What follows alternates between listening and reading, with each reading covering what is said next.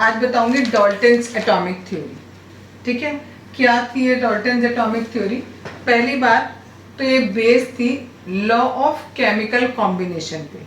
अभी अभी मैंने आपको बताया दो लॉज ऑफ कॉम्बिनेशन बताए थे। एक बताया था कंजर्वेशन ऑफ मास वाला, और दूसरा बताया था कि कंपाउंड जब भी बनता है तो उसके जितने भी एलिमेंट्स होते हैं वो सारे के सारे फिक्स प्रोपोर्शन में होते हैं। इन्हीं दोनों बेस्ड है, दोनों लॉज पर बेस्ड है हमारी डाल्टन्स एटॉमिक थ्योरी। इन्होंने क्या क्या थ्योरी बताई? इन्होंने 6 बातें बताई हमें एटम के बारे में। क्या बातें बताई? पहला है, according to Dalton's atomic theory all matter whether an element, a compound in a mixture is composed of small particles called atom। इन्होंने कहा कि कोई भी एलिमेंट हो, कोई भी कंपाउंड हो, मिक्सचर हो, उसमें जो आपके सबसे छोटा जो पार्टिकल पार्ट करेगा वो कौन है? हमारा एटम है। यानी कोई भी चीज आपकी बनी हो, सपोज करो आपका कोई मेटल है, सोडियम है, सपोज ये बना, ठीक है, इसमें जो सबसे छोटा पार्टिकल होगा वो क्या होगा हमारा? उसका हम नाम देंगे एटम। फिर इन्होंने एटम के बारे में कुछ अपनी पोस्टुलेट्स बताई। वो क्या पोस्टुलेट्स थी? पहला है, all matter is made up of very tiny particles called atom. हर एक मैटर, कैसा भी मैटर, वो किससे बना होगा? छोटे छोटे पार्टिकल से बना होगा, और उन छोटे पार्टिकल को हम क्या कहते हैं? एटम कहते हैं। दूसरी बात, एटम्स आर इनडिविजिबल। एटम कैसा पार्टिकल है? इनडिविजिबल है, जिसको हम आगे फर्दर डिवाइड नहीं कर सकते।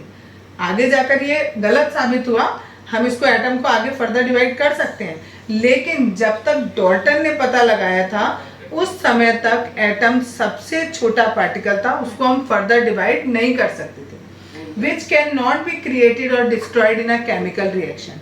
और ये इतना छोटा एलिमेंट था, ठीक है, एलिमेंट नहीं सॉरी, एटम इतना छोटा होता है, इंडिविजिबल होता है कि इसको ना हम बना सकते हैं ना हम इसको डिस्ट्रॉय कर सकते हैं किसी एक केमिकल रिएक्शन में। नेक्स्ट है, atoms of given element are identical in mass and chemical properties.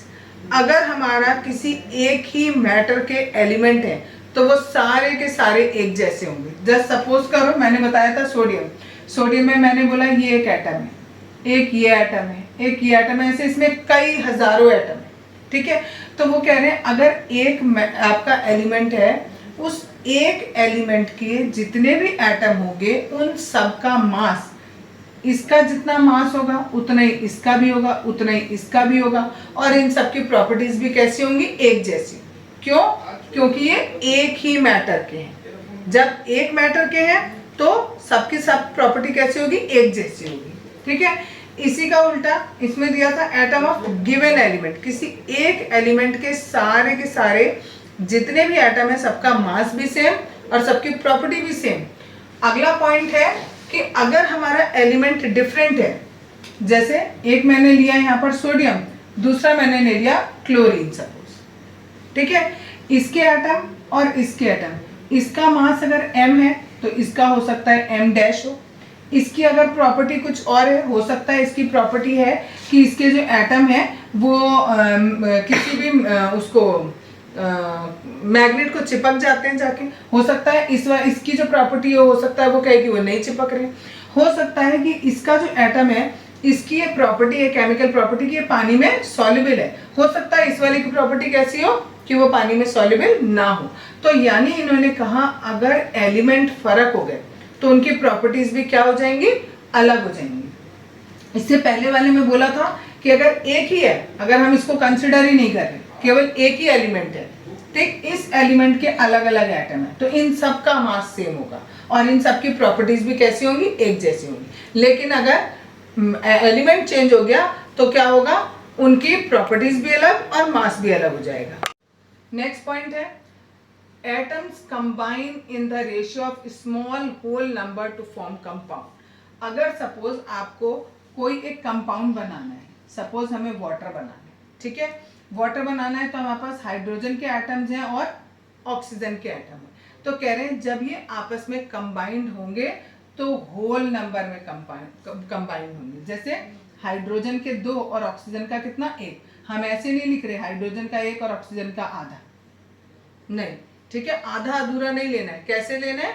Whole numbers में एटम लेने हैं आपको। अगर कोई कंपाउंड बनाना है तो उसमें क्या होगा, सबके सब जितने भी एलिमेंट्स होंगे उन सबके एटम कितने नंबर में होंगे? होल नंबर्स में होंगे। नेक्स्ट है the relative number and the kinds of atom are constant in a given compound.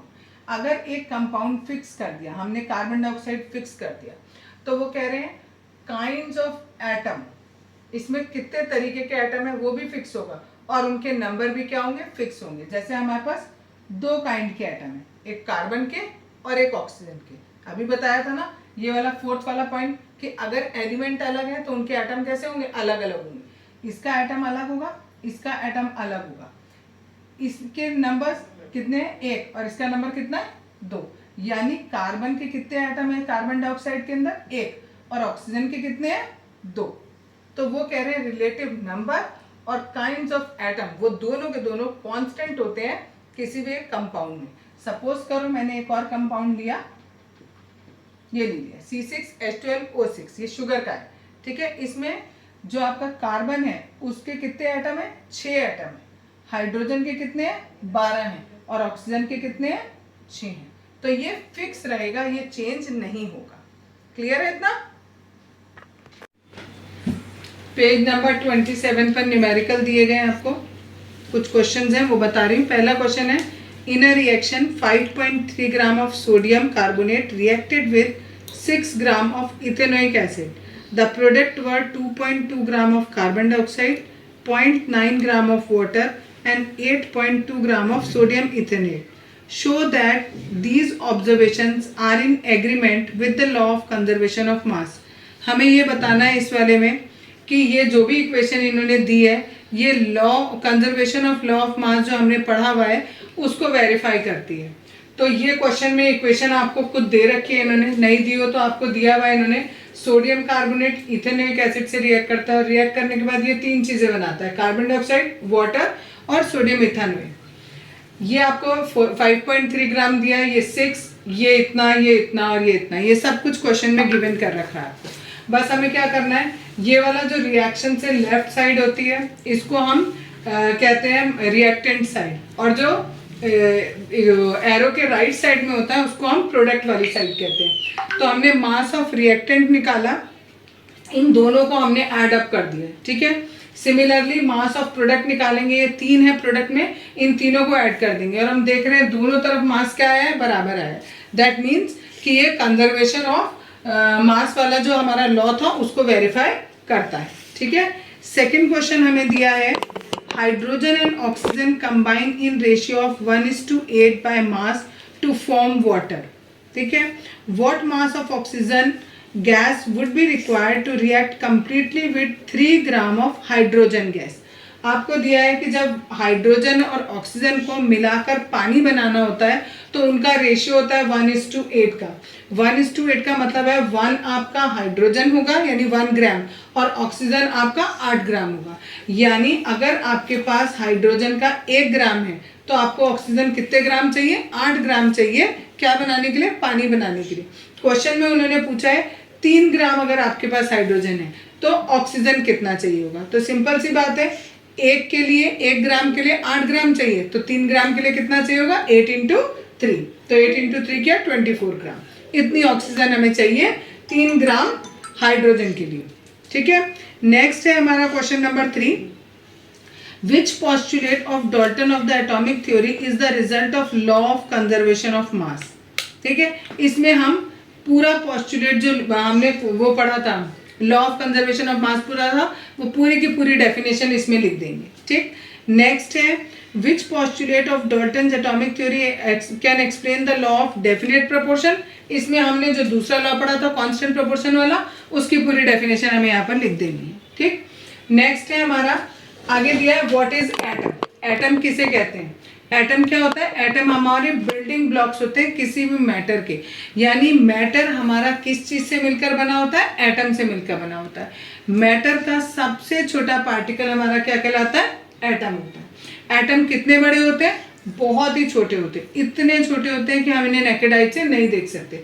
For example अगर हमने एक एटम लिया हाइड्रोजन का तो उसका जो रेडियस होगा वो कितना होगा? 10⁻⁻10 मीटर, ठीक है, 1 मीटर का भी 1/1/10 की पावर 10 दिया हुआ है, दैट मीन्स 1 अपॉन और इसके नीचे यहाँ पर कितने जीरो दिए हुए, 10 जीरोस दिए हुए। ठीक है, इतना छोटा रेडियस होगा किसका, हाइड्रोजन के एटम का। और अगर हम मॉलिक्यूल ऑफ वाटर ले, उसका अगर हम रेडियस देखें तो 10 की पावर -9 मीटर होगा। अब ये जो डाल्टन वैज्ञानिक थे, इन्होंने जितने भी एलिमेंट्स ढूंढे थे उस समय, सबको याद करने के लिए उन्होंने कुछ सिंबल्स बनाए थे। वो सिंबल इस तरीके से थे कि अगर सर्किल के अंदर हमने एक डॉट बना दिया खाली, तो उसको हम क्या बोलेंगे, हाइड्रोजन बोलेंगे। ठीक है, अगर हमने सर्किल के अंदर ऐसे कार का जो ड्राइविंग वो होता है, व्हील होता है, उसकी तरह अगर हमने बना दिया, स्टीयरिंग जिसे कहते हैं, वो बना दिया, तो ये हमारा फॉस्फोरस का सिंबल है। सर्किल के अंदर सी लिख दिया तो ये कॉपर का है।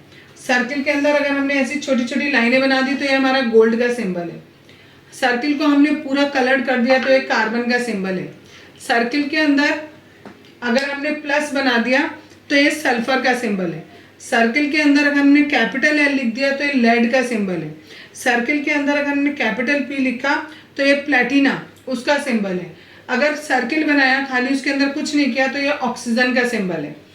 अगर हमने सर्किल के अंदर कैपिटल आई लिखा तो ये आयरन का सिंबल है।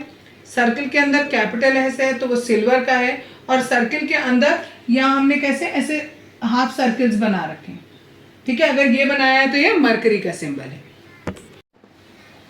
अभी बताया था आपको कि बहुत सारे एलिमेंट्स जो हैं सबके नाम बताए थे कि डाल्टन ने हमें अलग अलग एलिमेंट के अलग अलग नाम बताए। ठीक है, अब ये नाम किस बेसिस पे रखे जाते थे? शुरू में क्या किया जाता था, जो भी एलिमेंट जिस जगह पर पाया जाता था उसके हिसाब से उसका नाम रख दिया जाता था। ठीक है, उस जगह के हिसाब से। लेकिन फिर क्या हुआ कि अगर एक ही जगह पर दो एलिमेंट पाए जाने लगे तो फिर उनका नाम कैसे रखें?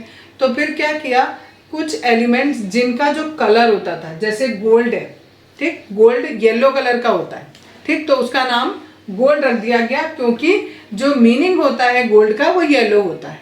ठीक, और ऐसे ही जो कॉपर है, ये साइप्रस एक जगह है वहां पर पाया गया था, इसलिए इसका नाम यहाँ पर ये रखा गया। लेकिन बाद में जब बहुत सारे एलिमेंट्स डिस्कवर हो गए तो एक नया सिस्टम बनाया गया जिसमें हर एक एलिमेंट का एक अलग नाम रखा गया।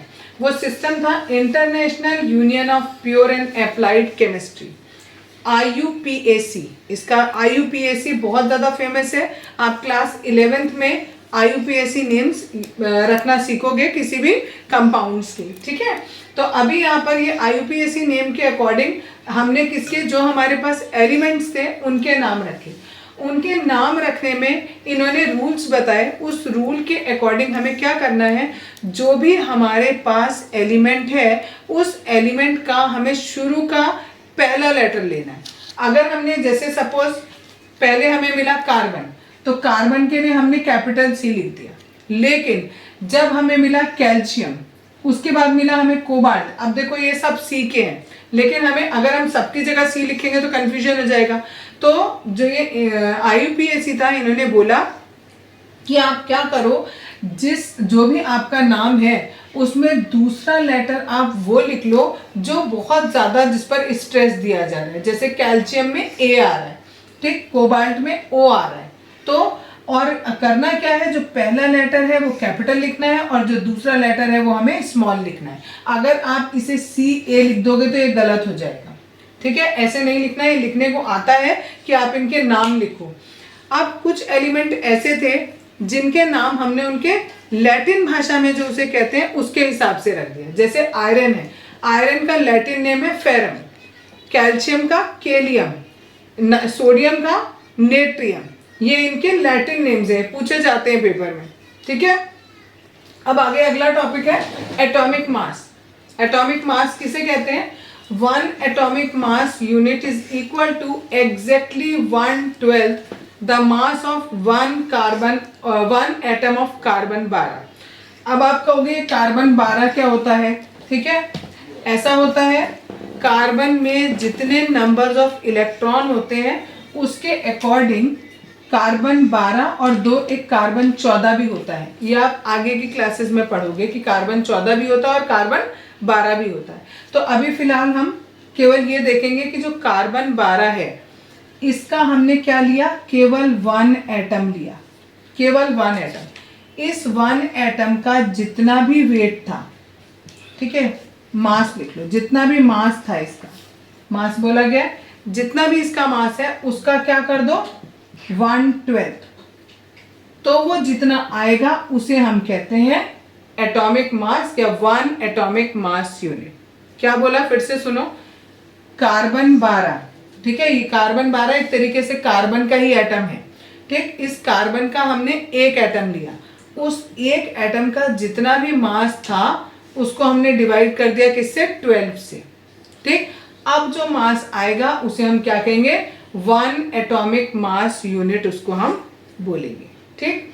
अब है how do atom exist, atom कैसे एग्जिस्ट करते हैं। Atoms form molecules and ions, atom जो है वो दो फॉर्म में रहते हैं, या तो वो मॉलिक्यूल के फॉर्म में रहते हैं या वो आयंस के फॉर्म में रहते हैं। मॉलिक्यूल का मतलब हो गया एक से ज्यादा एटम्स आपस में जुड़ गए, और आयंस का मतलब होता है उन पर पॉजिटिव या नेगेटिव चार्ज आ गया तो हम उसको आयन बोलते हैं। These molecules और ions aggregate in large number to form a matter। अब ये बहुत सारे मॉलिक्यूल, सपोज ये मॉलिक्यूल है, ठीक है, ये एक क्या है, एटम है, बहुत सारे जुड़ गए तो ये क्या बन गया, मॉलिक्यूल बन गया। और अब एक ये मॉलिक्यूल, एक ये मॉलिक्यूल, एक ये मॉलिक्यूल, अब ये सारे के सारे मॉलिक्यूल भी आपस में अगर जुड़ जाए, ठीक है, ये सारे मॉलिक्यूल्स मैंने आपस में जोड़ दिए, एक ये मैंने मॉलिक्यूल बनाया, ये देखो ये एटम, ये जोड़ा तो ये मॉलिक्यूल बने, 3 मॉलिक्यूल, और इन तीनों को मैंने जोड़ दिया तो ये हमारा क्या हो गया, मॉलिक्यूल भी कंबाइंड हो गए यानी एग्रीगेट हो गए इन लार्ज नंबर, तो ये क्या बन गया हमारा मैटर। और इस मैटर को हम देख भी सकते हैं, फील भी कर सकते हैं और टच भी कर सकते हैं। इस तरीके से हमें एटम मिलते हैं, यानी एटम हमें दोनों फॉर्म में मिल रहे हैं, मॉलिक्यूल के फॉर्म में भी और आयन के फॉर्म में भी। आयन में क्या होता है, कोई भी आपका एटम है उस एटम पर या तो पॉजिटिव चार्ज होता है या फिर नेगेटिव चार्ज होता है, ये आप आगे पढ़ोगे। What is a molecule? It is a group of 2 or more atoms that are chemically bound together। जब 2 या 2 से ज़्यादा एटम्स आपस में जुड़ जाते हैं और जुड़कर जो चीज़ बनाते हैं उसको हम क्या कहते हैं, मॉलिक्यूल कहते हैं, ठीक। जैसे सपोज करो हमारे पास हाइड्रोजन है, हाइड्रोजन का एक एटम ये है और दूसरा एटम ये है, अगर ये केमिकली आपस में कंबाइंड हो जाए तो जो ये बनाएंगे उसको हम क्या बोलेंगे, मॉलिक्यूल, उसको नाम देंगे हम, ठीक है। आगे लिखा है a molecule can defined as smallest particle of an element. किसी एलिमेंट का या कंपाउंड का आप उसे क्या स्मॉलेस्ट पार्टिकल भी कह सकते हो, and shows all properties of that substance, ठीक। जैसे सपोज करो हमारे पास वाटर है, ठीक है, तो वाटर के हमने 2 एटम लिए, इन दोनों ने मिलकर एक हाइड्रोजन का मॉलिक्यूल बनाया, और ये जो ऑक्सीजन का एक एटम है, ठीक है, ये आपस में जब कंबाइंड हो गए तो इन्होंने वाटर का एक मॉलिक्यूल बना दिया, ठीक है, जो कि बिल्कुल इंडिपेंडेंट है। इसकी जितनी भी प्रॉपर्टीज होंगी वो सारी की सारी किसकी प्रॉपर्टीज होंगी, वाटर की प्रॉपर्टी होंगी, ना हाइड्रोजन की प्रॉपर्टी आएगी ना ऑक्सीजन की प्रॉपर्टी आएगी। जो H2O का मॉलिक्यूल होगा उसमें किसकी प्रॉपर्टीज आएंगी, वाटर की प्रॉपर्टीज आएंगी। एटम्स ऑफ सेम एलिमेंट और of different elements can join together to form molecule. अभी जैसे मैंने एग्जांपल दिया, आपका अगर एक ही एलिमेंट है, ठीक, तो उसके भी आपस में कंबाइंड हो सकते हैं। हाइड्रोजन है, हाइड्रोजन का एटम हाइड्रोजन के एटम से ही ज्वाइन हो गया, ठीक, और ये भी हो सकता है कि हाइड्रोजन का एटम किससे ज्वाइन हो गया, ऑक्सीजन के एटम से ज्वाइन हो गया। ये इससे ज्वाइन भी हो सकता है और ये आपस में ज्वाइन भी हो सकते हैं, ठीक। तो यहाँ पर यही लिखा है एटम्स ऑफ सेम एलिमेंट, एक एलिमेंट के अगर एटम्स हैं तो वो भी आपस में कंबाइंड हो सकते हैं, और of different element, different element एक हाइड्रोजन का लिया एक ऑक्सीजन का लिया, ज़रूरी नहीं है हर बार इसी का एग्जाम्पल लो। सपोज करो एक हमने सोडियम का ले लिया और एक हमने कैल्शियम का ले लिया, और ये दोनों आपस में कंबाइंड हो गए, और कंबाइंड होकर इन्होंने क्या बनाया, NaCl बनाया। तो इस ये जो NaCl है इसके जो मॉलिक्यूल्स होंगे इसमें ना तो सोडियम की प्रॉपर्टी होगी ना उसमें कैल्शियम वो क्लोरीन की प्रॉपर्टी होगी, उसमें किसकी प्रॉपर्टी होगी, NaCl की प्रॉपर्टी होगी। ये चीज हमें इस वाले में मिली थी। और यहाँ वाले में इन्होंने क्या कहा कि डिफरेंट डिफरेंट वाले एलिमेंट भी आपस में कंबाइंड हो सकते हैं और सेम वाले भी आपस में कंबाइंड हो सकते हैं। मॉलिक्यूल्स ऑफ एलिमेंट्स, अब नेक्स्ट टॉपिक है that is molecules of elements. The molecules of an element are constituted by the same type of atom. अगर आपका कोई एक एलिमेंट है, केवल एक एलिमेंट ले लो, चाहे आप इसे सोडियम ले लो, चाहे हाइड्रोजन ले लो, चाहे ऑक्सीजन ले लो, कुछ भी ले लो, इसमें वो कह रहे हैं जितने इसके सोडियम के जितने एटम है वो आपस में खाली कंबाइंड हो गए। अगर हम हाइड्रोजन का ले रहे हैं तो खाली हाइड्रोजन के आपस में कंबाइंड होंगे, अगर ऑक्सीजन का ले रहे हैं तो क्या होगा, ऑक्सीजन के कंबाइंड होंगे। उन्होंने कहा मॉलिक्यूल ऑफ एलिमेंट, किसकी बात बता रही हूँ, एलिमेंट्स ऑफ, किसके एलिमेंट है, मॉलिक्यूल के एलिमेंट, ठीक है ना, ठीक है, सॉरी मॉलिक्यूल के एलिमेंट बोल दिए, एलिमेंट के मॉलिक्यूल्स, ठीक। तो the molecules of an element कैसे बनेंगे, किसी भी एलिमेंट के मॉलिक्यूल कैसे बनेंगे, अगर सेम टाइप के होंगे। एलिमेंट की बात करें, एलिमेंट में केवल एक चीज होती है, अगर इसी जगह मैं बोलती एलिमेंट्स ऑफ कंपाउंड, तो कंपाउंड में हमारे एक से ज्यादा चीजें आ जाती हैं, जैसे Na लिया और Cl लिया, एक इसका लिया और एक इसका लिया, ये आपस में कंबाइंड हो रहे हैं। अगर ये दो आपस में कंबाइंड हो रहे हैं तब तो हम उसे क्या कहेंगे, मॉलिक्यूल ऑफ कंपाउंड कहेंगे। जब मॉलिक्यूल ऑफ एलिमेंट की बात हो रही है, एलिमेंट में केवल एक एलिमेंट आ रहा है, तो खाली हम सोडियम की बात कर रहे हैं, तो उसमें अगर हम मॉलिक्यूल ले रहे हैं तो एक एटम ये सोडियम का लिया और ये भी एटम किसका लिया, सोडियम का लिया, और ये दोनों आपस में कंबाइंड होंगे तो ये बनेगा मॉलिक्यूल ऑफ सोडियम। अगर हमने लिया एक मॉलिक्यूल लिया किसका, सोडियम का, और एक लिया हमने क्लोरीन का, और ये आपस में कंबाइंड हो गए, तो एक मॉलिक्यूल बनेगा इस सोडियम क्लोराइड का, यानी कंपाउंड का एक मॉलिक्यूल बनेगा। सिंपल सी बात ये कि अगर आप एलिमेंट में कह रहे हो तो उसमें जितने भी मॉलिक्यूल्स होंगे वो सारे के सारे एक जैसे होंगे, ठीक है ना। और जब आप कंपाउंड की बात कर रहे हो तो इसमें क्या होगा, एक सोडियम का है एक क्लोरीन का है, तो ये दोनों अलग अलग हैं और दोनों मिलकर जब बनेंगे तब ये कंपाउंड का मॉलिक्यूल बनाएंगे, जो कि आगे आपको दिया हुआ है। आगे दिया है, अगर हमारा कोई भी एक एलिमेंट, सपोज जैसे हमने लिया था हाइड्रोजन, ठीक, हाइड्रोजन में अगर हमारे ये हाइड्रोजन है, इसमें दो एटम आपस में जुड़ गए, ठीक, तो अगर हमारा दो एटम जुड़कर मॉलिक्यूल बनता है तो उसे डाई एटॉमिक कहते हैं। अगर किसी में केवल एक ही एटम है तो उसको हम मोनो एटॉमिक कहेंगे, ठीक। अगर दो एटम है तो डाई एटॉमिक, तीन है तो ट्राई एटॉमिक, चार है तो टेट्रा एटॉमिक, उसके बाद हम उसे पॉली एटॉमिक का नाम दे देते हैं, ठीक। एटॉमिसिटी उसे कहा जाता है। एटॉमिसिटी का मतलब ये होता है कि एक एटम में अगर आपके एक मॉलिक्यूल में कितने नंबर्स ऑफ एटम आपके जुड़ के बने हैं, ठीक। जैसे जो हमारा सल्फर होता है, ठीक, सल्फर में हमारे 8 एटम जुड़ते हैं सल्फर के, तब एक मॉलिक्यूल बनता है सल्फर का, ठीक। सल्फर के 8 वो एटम्स जुड़ेंगे, एटम जुड़कर मॉलिक्यूल बनता है, सिंपल सी बात है। और जब इसके 8 एटम आपस में जुड़ेंगे तब जाकर एक मॉलिक्यूल बनेगा सल्फर का, तो इसकी एटॉमिसिटी कितनी हो जाएगी, 8 हो जाएगी, ठीक। हाइड्रोजन में हमने कहा H2 लिखते हैं, तो यानी इसके 2 एटम जुड़ेंगे तब जाके हमारा एक मॉलिक्यूल बनेगा, तो इसकी एटॉमिसिटी कितनी हो जाएगी, हमारी 2 हो जाएगी। इस तरीके से आपकी बुक में पूरा एक टेबल दिया हुआ है। जो ऑर्गन होता है, ऑर्गन आपने नाम नहीं सुना होगा आई थिंक, ठीक है, ये एक इनर्ट गैस है, आर्गन बोलते हैं इसको, इसका केवल एक ही एटम होता है, ठीक है, एक ही एटम से मॉलिक्यूल बनता है, तो हम इसको मोनो एटॉमिक कहते हैं, क्योंकि इसमें एक से ज्यादा नहीं है।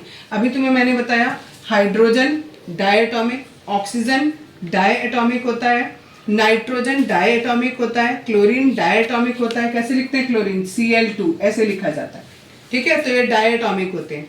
अब कुछ ऐसे होते हैं जैसे फॉस्फोरस, P के आगे हम 4 लिखते हैं, तो फॉस्फोरस हमारा टेट्रा एटॉमिक हो गया, यानी इसकी एटॉमिसिटी कितनी हुई, 4 हुई, इसकी एटॉमिसिटी कितनी हुई, 2 हुई, और ऑर्गन की कितनी हुई, केवल 1 हुई एटॉमिसिटी, ठीक है। तो एटॉमिसिटी किस पे डिपेंड करती है कि उसमें कितने नंबर ऑफ एटम जुड़े और जुड़कर हमारा एक मॉलिक्यूल बना, उसे हम कहते हैं उसकी एटॉमिसिटी।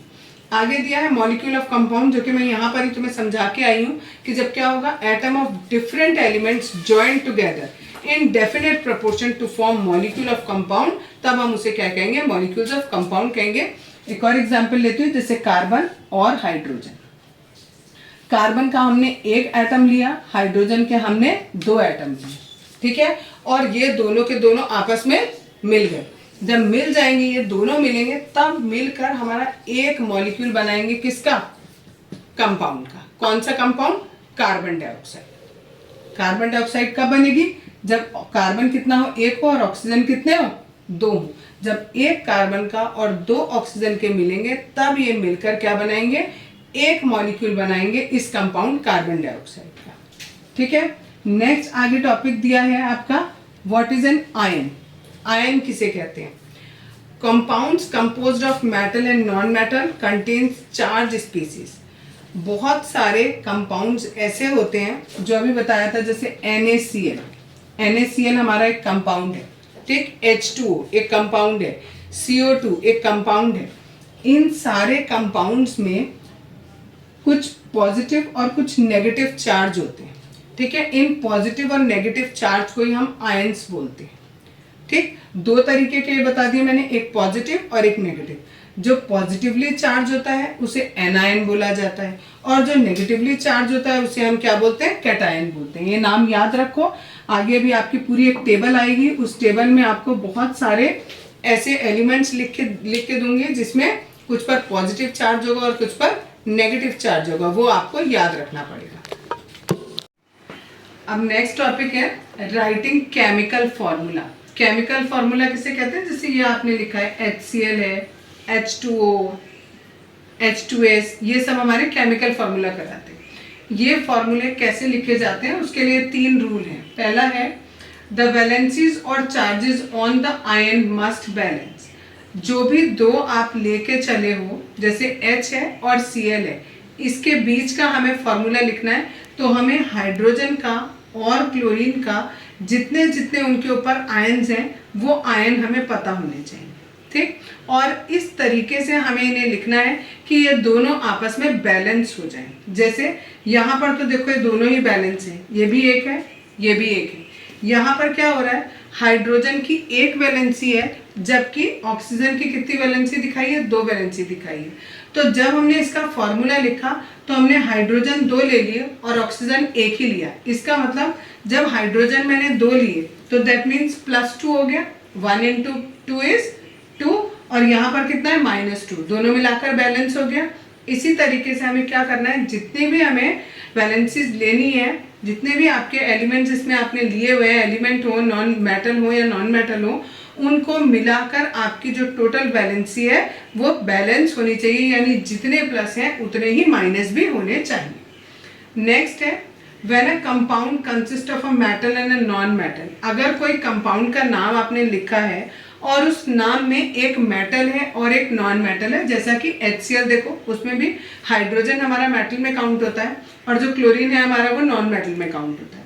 सिमिलरली जैसे NaCl लेते हैं हम, NaCl लिया, इसमें जो Na है वो हमारा मेटल है और जो Cl है वो हमारा वो नॉन मेटल है।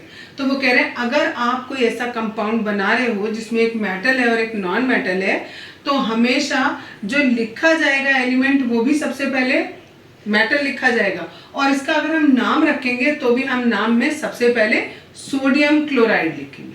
तो पहले हमने क्या लिखा, सोडियम लिखा, क्लोराइड सोडियम नहीं कहेंगे इसको, सोडियम क्लोराइड। हर बार जो मेटल है उसका ही सिंबल भी पहले आएगा और उसका नाम भी पहले आएगा, ठीक है। तीसरा रूल है, if compound form with polyatomic ions. Polyatomic ions कौन से बताए थे, जिनमें एक से ज्यादा आयंस हो, जैसे PO4 फॉस्फेट, SO4 सल्फेट, ठीक है, CO3 कार्बोनेट, इसमें कार्बन है, ऑक्सीजन है, या फास्फोरस ऑक्सीजन या सल्फर ऑक्सीजन, तो इन्हें हमने कहा पॉलीएटॉमिक, एक से ज्यादा एटम है इसके अंदर। तो हमने क्या किया, इन्हें, उनको हमें क्या करना है, उन्हें हमें ब्रैकेट के अंदर रखना है। अब यहाँ समझाऊंगी आगे तो बहुत अच्छे से क्लियर हो जाएगा, ठीक है। अब फॉर एग्जाम्पल देखो, अगर हमें H और Cl दिया है, मीन्स हाइड्रोजन और क्लोरीन दिया है, हाइड्रोक्लोरिक एसिड बनेगा इससे, इसकी भी एक वैलेंसी है, इसकी भी एक वैलेंसी है। जब 1 1 होता है तो उसको लिखने की नीड नहीं होती है, सीधे HCl, इसकी वैलेंसी इधर लिखते हैं, इसकी वैलेंसी इधर लिखते हैं, उससे क्या होता है दोनों बैलेंस हो जाते हैं, प्लस प्लस वाले और माइनस माइनस वाले दोनों बैलेंस हो जाएंगे। यहाँ पर H और O, हाइड्रोजन की वैलेंसी 1 है, ऑक्सीजन की वैलेंसी 2 है, तो 2 हम H के साथ लिखेंगे और O के साथ हम 1 लिखेंगे, इट इज H2O, वाटर बनेगा। यहाँ पर हाइड्रोजन सल्फाइड लिखा है, पहला हाइड्रोजन है, दूसरा सल्फर है, इसकी वैलेंसी +1, इसकी -2, इसकी वैलेंसी इधर लिखी जाएगी, इसकी वैलेंसी इधर लिखी जाएगी, तो बनेगा H2S, हाइड्रोजन सल्फाइड कहते हैं इसे। नेक्स्ट है, ये कार्बन है और ये क्लोराइड है, और बन के मिलके बनेगा कार्बन टेट्राक्लोराइड। कार्बन की वैलेंसी +4, क्लोरीन की वैलेंसी -1, इसकी वैलेंसी इसके साथ लिखेंगे, इसकी वैलेंसी इसके साथ लिखेंगे, ठीक है। नेक्स्ट है आपका MgCl, मीन्स Mg हो गया मैग्नीशियम, Cl हो गया हमारा क्लोराइड, और ये मिलाकर बनता है मैग्नीशियम क्लोराइड, ठीक है, ये बनेगा हमारा मैग्नीशियम क्लोराइड। तो Mg पर +2 होती है और क्लोरीन पर -1 होती है, तो इसको यहाँ लिखेंगे और इसकी वैलेंसी यहाँ पर लिखेंगे, ठीक। नेक्स्ट ऐसे ही कैल्शियम ऑक्साइड, कैल्शियम की वैलेंसी +2, ऑक्सीजन की -2, जोड़ के लिखेंगे CaO, क्योंकि दोनों की 2 2 है, Ca2O2 ऐसे नहीं लिखेंगे, क्यों नहीं लिखेंगे, क्योंकि ये दोनों बैलेंस हो गए, तो सिंपल एक एक ले लेंगे CaO। नेक्स्ट है ये एल्यूमिनियम और ऑक्सीजन मिलके बनाएंगे एल्यूमिनियम ऑक्साइड, एल्यूमिनियम के आगे 2 लगाएंगे और ऑक्सीजन के आगे 3 लगाएंगे।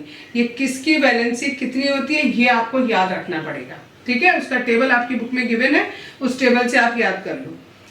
Na और NO3 सोडियम नाइट्रेट बनाया, सोडियम पे +1, नाइट्रेट पर -1, दोनों का 1 1 है, लिखने की नीड नहीं है, ऐसे लिखते हैं। लेकिन अब देखो यहाँ ये कैल्शियम है और ये OH, ठीक है, OH को हाइड्रोक्साइड बोलते हैं।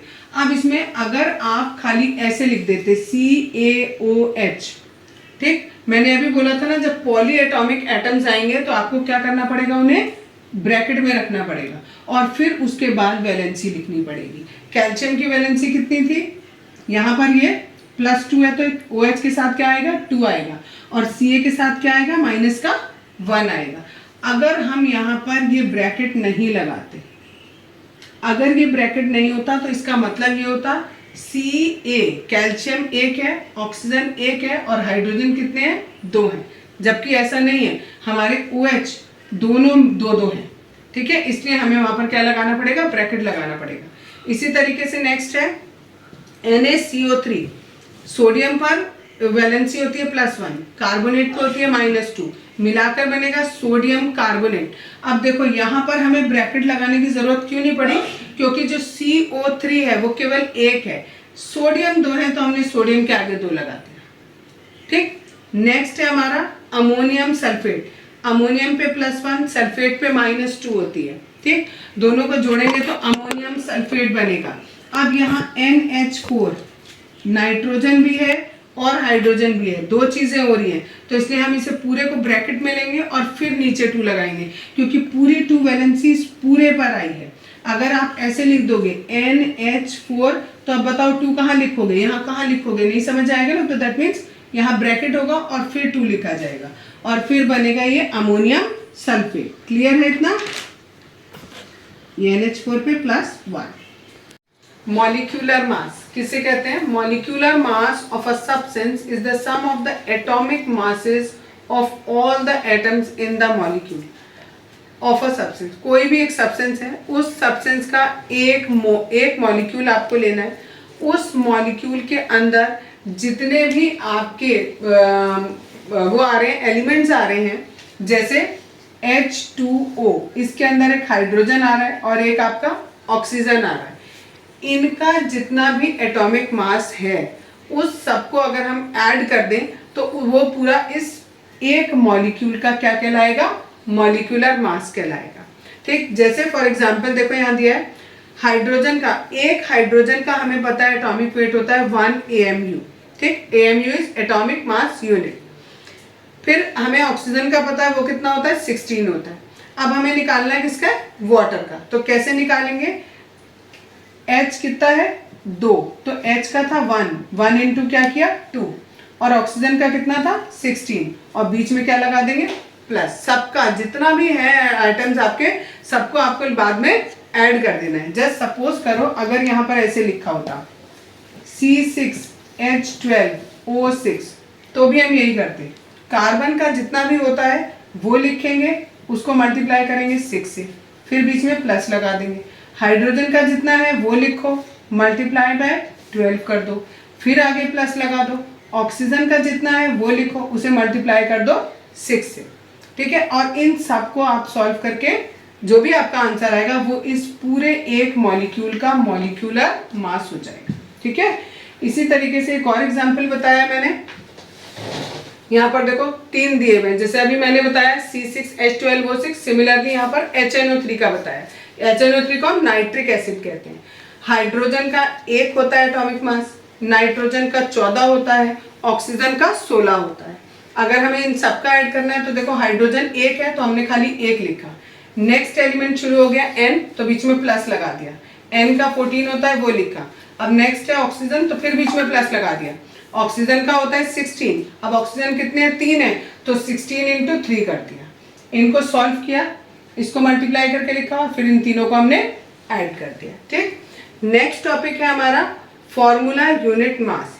फॉर्मूला मास यूनिट और ये वाला जो मॉलिक्यूलर मास यूनिट है लगभग दोनों एक जैसे हैं। आप लोगों को आप कहोगे अभी जो मैं पढ़ाऊंगी तो कहोगे तो दोनों के दोनों सेम ही है।